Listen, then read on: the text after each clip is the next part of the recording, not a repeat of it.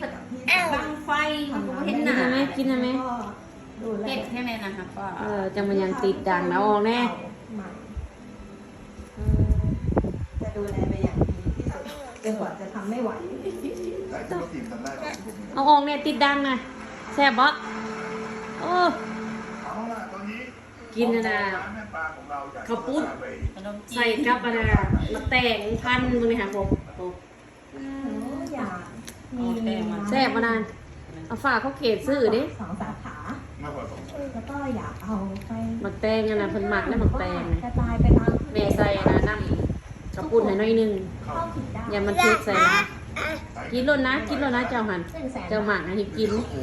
คิดมาแล้วตั้งแต่แรกถามว่าเท่าไหร่ชอบกัน แซ่บมานาน 100,000 คือสิแซ่บมันแล้วเจ้าเบิ่งค่ะกินก็คงบ่แซ่บ ขอเสียง กิน เป็นไงครับพี่ชายครับ ครับผมเอาจริงแล้วนะ เอาบวงเอาซอมให้บ่เฮ็ดบ่ตักเอามือ เฮ็ดงานธุรกิจกับที่บ้านเฟอร์นิเจอร์